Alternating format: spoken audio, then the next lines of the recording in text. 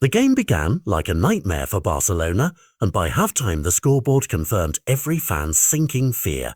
0-2 and a stadium buzzing with the belief that an upset was unfolding. Levante had punched hard in the first half, and for a period the visitors looked out of time, out of rhythm, and shockingly vulnerable. But football's cruelest and most beautiful rule is that the second half can be a different game entirely, and what followed was less a single match than a demonstration, equal parts character study and tactical reversal.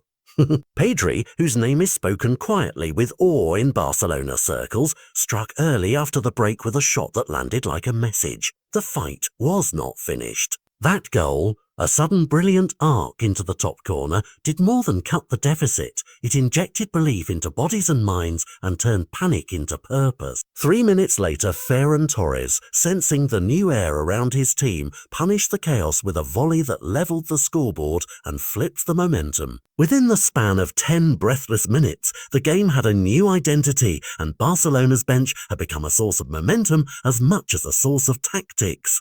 The pressure on Levante grew, their passes tightened, and when a stoppage-time cross was redirected into their own net, the 3-2 scoreline read like the final punctuation of a comeback everyone in Catalonia had already started celebrating. The match, Levante 2, Barcelona 3, on August 23, 2025, looks at first like a lucky triumph, but stacked beside other late rallies, it begins to look like pattern and purpose. This season, headlines are not being written about isolated miracles so much as about a new team identity. Barcelona have now completed multiple matches in which they were 2 goals down and still walked away with victory. And that repetition matters because it changes how opponents approach every minute of every match. One article even framed the statistic bluntly.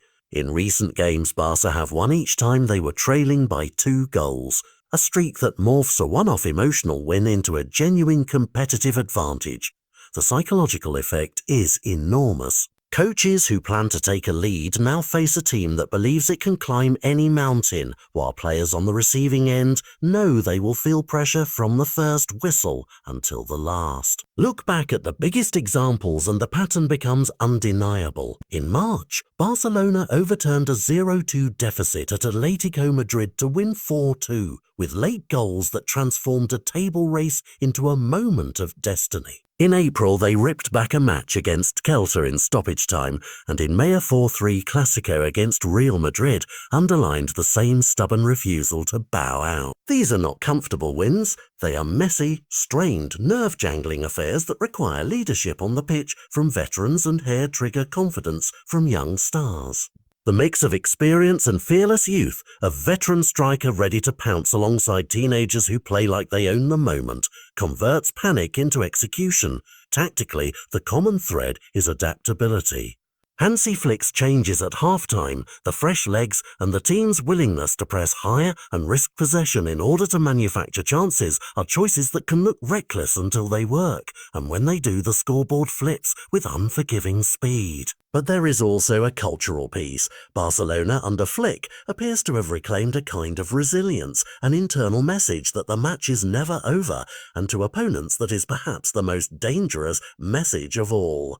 When rivals face Barca today, they're not only playing 11 players, they are playing an atmosphere and a history that insists comebacks are possible.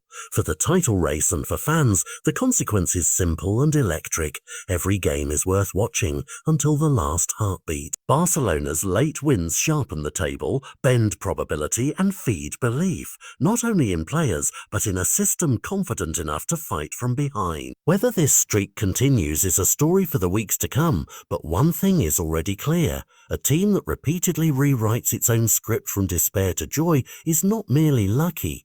It is dangerous, practiced in the art of coming back, and utterly relentless in the pursuit of 3 points.